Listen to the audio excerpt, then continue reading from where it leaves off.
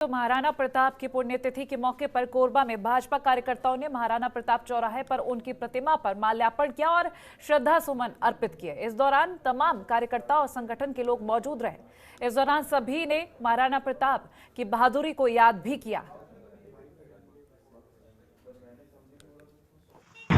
वीरों में महावीर और विदेशी आक्रांताओं से भारत के आत्मरक्षा के लिए लड़ाई लड़ने वाले महान योद्धा महाराणा प्रताप जी की आज पुण्यतिथि है। भारतीय जनता पार्टी कोसावाड़ी मंडल हमेशा अपने मंडल क्षेत्र में उपस्थित जितनी भी प्रतिमाएं हैं उनका सदैव महापुरुषों का सम्मान करते आया है। इसी कड़ी में आज महाराणा प्रताप चौक में उनकी मूर्ति पर माल्यार्पण कर भारतीय जनता पार्टी ने उन्हें अपनी श्रद्धांजलि अर्पित की।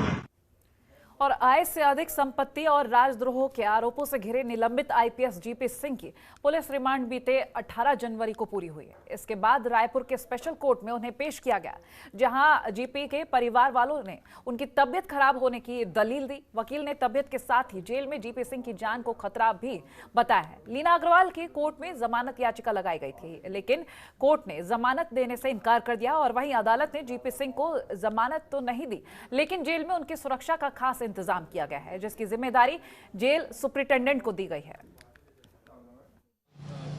सुरक्षा पर हमने सवाल इसलिए उठाए क्योंकि ये डेकोरेटेड ऑफिसर रहे हैं, बिलासपुर आईजी रहे हैं, दुर्ग आईजी रहे हैं, रायपुर आईजी रहे हैं। ऐसे समय में इनके द्वारा बहुत सारे हाई प्रोफाइल केसेस का इन्वेस्टिगेशन भी करवाया गया है। तो जेल में जो कुछ लोग हैं आपराधिक तत्व, उनसे इनको खतरा हो सकता है। इसलिए हमने इनकी सुरक्षा और स्वास्थ्य, क्योंकि इनका स्वास्थ्य खराब चल रहा है, 2 दिनों से इनका हार्ट का प्रॉब्लम चल रहा है और अरेस्ट से पहले भी ये दिल्ली में अपना ट्रीटमेंट करा रहे थे। तो सही स्वास्थ्य और सुरक्षा के लिए हमने डीजी जेल को ऑथराइज करने की बात कही है।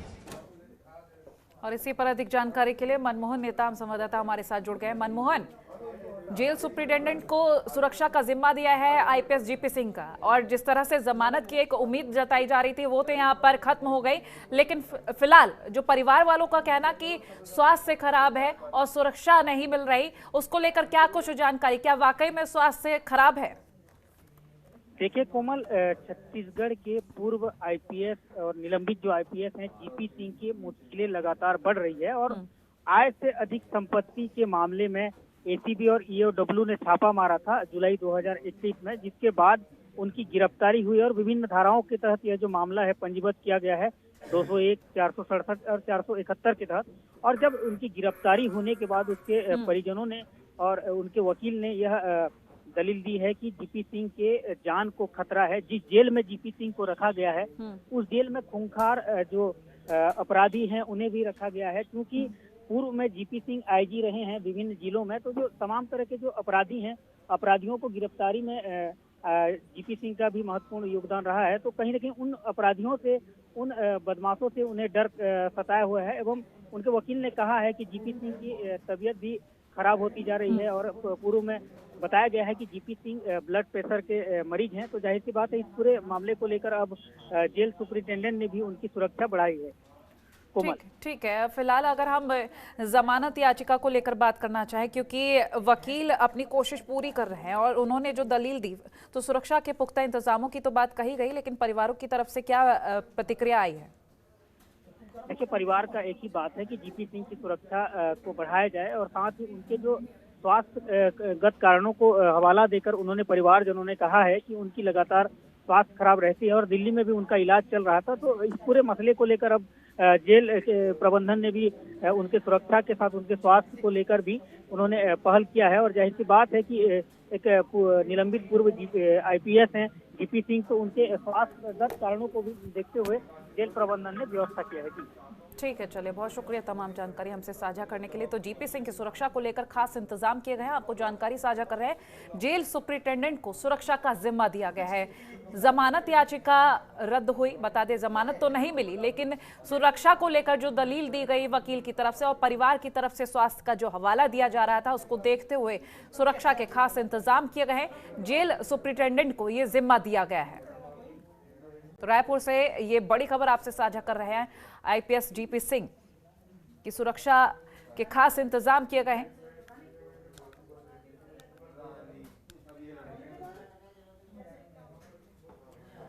और वहीं छत्तीसगढ़ पुलिस को अच्छे कामों के लिए पुरस्कृत किया गया है। आपको जानकारी दे दें कि इसके लिए केंद्रीय गृह मंत्रालय ने वर्ष 2020-21 का पुलिस ट्रेनिंग स्कूल राजनांदगांव को बेस्ट पुलिस ट्रेनिंग स्कूल के लिए यूनियन होम मिनिस्ट्री ट्रॉफी देने का ऐलान किया है। छत्तीसगढ़ राज्य के इस पुलिस प्रशिक्षण स्कूल को तीसरी बार बेस्ट पुलिस ट्रेनिंग इंस्टीट्यूट का अवार्ड प्रदान किया गया है। और वहीं पुरस्कार मिलने पर पुलिस अधीक्षक इरफान उल रहीम ने कहा है कि मैं इस अवार्ड का श्रेय अपने वरिष्ठ अधिकारियों सहित अपने सहयोगी अधिकारियों को देता हूं।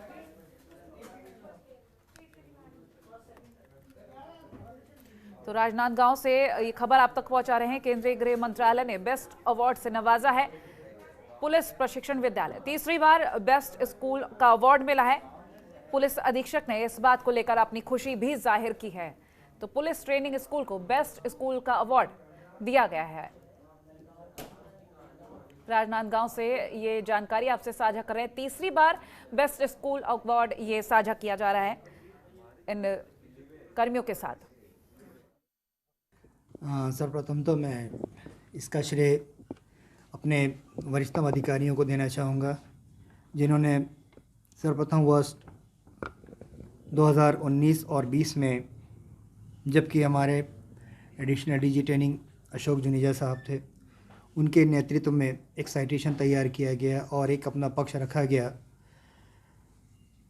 MHA के सामने कि हम भारतवर्ष में भी अपना एक स्थान रखते हैं। उस वक्त में तत्कालीन DGP DM अवस्थी साहब थे। मुझे कहते हुए खुशी हो रही है कि सर के उसी मार्गदर्शन को दृष्टिगत रखते हुए हमने इस वर्ष भी तैयारी किया और खुशी इस बात की है कि क्रमशः वर्ष 2019-20 और 20-21 दोनों ही वर्ष की central zone of best training centre PTS का अवार्ड हमें मिला है। तो बेस्ट स्कूल अवार्ड दिया गया है। राजनांदगांव से ये खबर, पुलिस ट्रेनिंग स्कूल को बेस्ट अवार्ड से नवाजा गया है। बता दें केंद्रीय गृह मंत्रालय ने ये ऐलान किया है, तीसरी बार बेस्ट स्कूल का अवार्ड मिलने जा रहा है। और इसके साथ ही पुलिस अधीक्षक ने इस बात को लेकर खुशी भी जाहिर की है।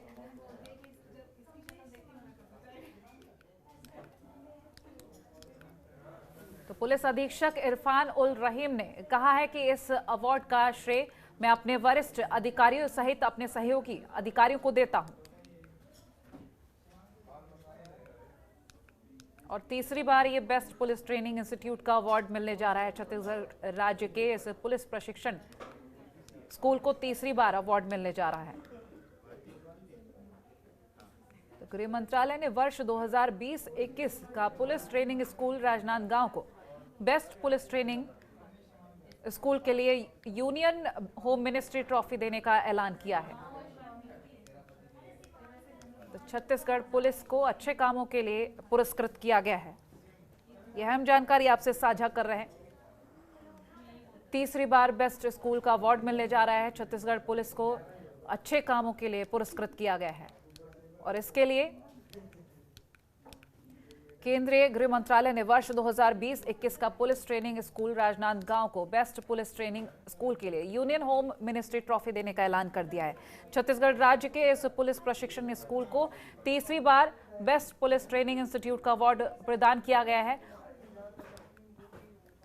संवाददाता कमलेश हमारे साथ फोन लाइन पर जुड़ गए हैं अधिक जानकारी के लिए। कमलेश, आपसे जानेंगे, इस इंस्टीट्यूट को तीसरी बार अवार्ड मिलने जा रहा है और साथ ही पुलिस अधीक्षक का कहना कि सहयोगी अधिकारियों और वरिष्ठ अधिकारियों को इसका श्रेय जाता है, क्या कुछ जानकारी?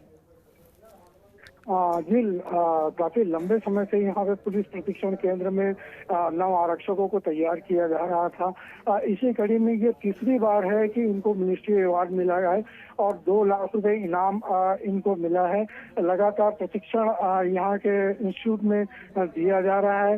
एक कुशल प्रशिक्षण यहाँ पे दिया जाता है, जैसे फायरिंग का रेंज हो, व्यायाम हो और जो भी पुलिस जवानों को जो मुस्तैद रखते हैं क्षेत्र में क्षेत्र रक्षण के लिए, वो यहाँ पे कुशल ट्रेनिंग यहाँ पे दी जाती है पुलिस प्रशिक्षण केंद्र में। इसी का परिणाम है कि तीसरी बार इस पुलिस प्रशिक्षण केंद्र को अवार्ड मिला है। चलिए, बहुत शुक्रिया तमाम जानकारी हमसे साझा करने के लिए। तो तीसरी बार बेस्ट स्कूल का अवार्ड मिल रहा है और पुलिस अधीक्षक ने इसका श्रेय वरिष्ठ अधिकारियों और सहयोगी अधिकारियों को देने की बात कही है। और पुलिस ट्रेनिंग स्कूल में वाकई में काम को लेकर तारीफ की जा रही है और उन्हीं कामों के बलबूते पर तीसरी बार बेस्ट स्कूल अवार्ड मिलने जा रहा है। और कोरिया जिले के भरतपुर विधानसभा के केलहारी क्षेत्र में बिछेटोला से भैंसाताल सड़क निर्माण कार्य आज पूरा नहीं हो पाया है, जिससे ग्रामीण परेशान है। और स्थानीय विधायक ने इसका भूमि पूजन तो काफी पहले ही कर दिया, लेकिन बजट के अभाव में इसका निर्माण कार्य शुरू नहीं हो सका है, जिसका खामियाजा इलाके के लोगों को भुगतना पड़ रहा है और लोग कच्चे रास्ते पर चलने को मजबूर है। इसके बावजूद भी सरकार इस ओर कोई भी ध्यान नहीं दे रही है। लगभग 5 वर्ष पूरा होने जा रहा है। इसमें बहुत गिट्टियाँ निकल गई हैं।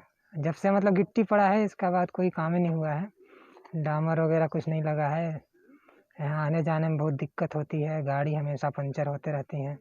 इसमें शासन प्रशासन के कोई ध्यान नहीं है। कई बार से मतलब जहाँ विधायक जी को भी बोला गया है इसके बारे में, पर कोई ध्यान नहीं दे रहे हैं। इससे मेरा कहना ये है कि 2018 में 17-18 में ये भैंसाताल से बिछिया से भैंसाताल रोड चालू हुआ, उसमें विधायक भूमि पूजन किए, लेकिन ये अधोसंरचना मत से पर्यावरण अधोसंरचना मत का बताया जा रहा है।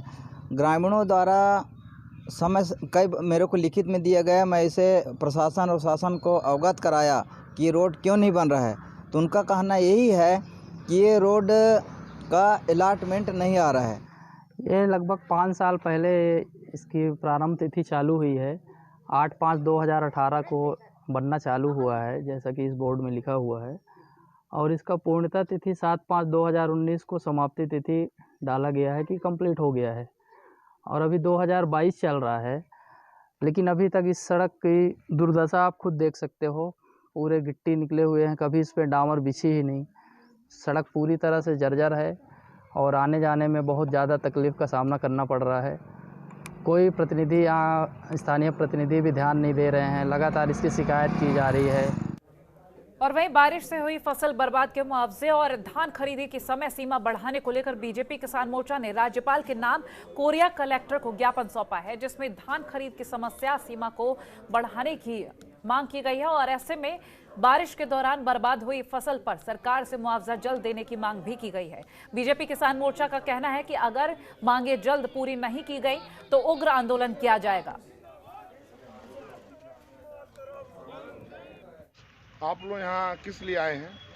आज पूरे छत्तीसगढ़ प्रदेश में भारतीय जनता पार्टी किसान मोर्चा के द्वारा जो विगत दिनों देरी से धान की खरीदी हुई और बारिश की वजह से लगभग 10 कार्य दिवस ऐसे हैं जहां धान की खरीदी नहीं हुई, और प्रदेश सरकार का जो असंवेदनशील पूर्ण रवैया किसानों के प्रति है, उसको लेकर 4 बिंदुओं को लेकर हमने आज पूरे प्रदेश में ज्ञापन दिया है। पहला, जो धान खरीदी का समय है उसको 1 माह बढ़ाया जाए।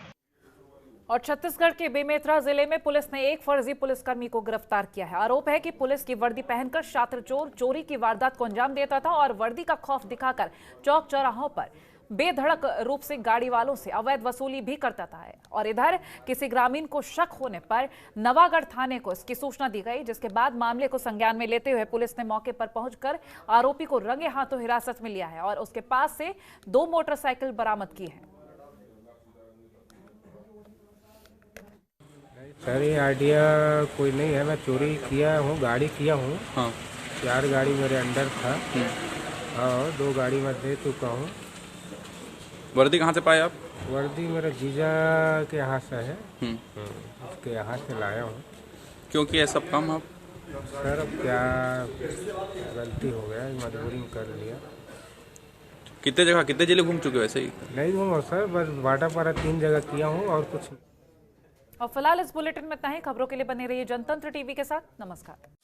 खबरों के निष्पक्ष विश्लेषण के लिए सब्सक्राइब करें Janatantra TV and press the bell icon. Never miss any update.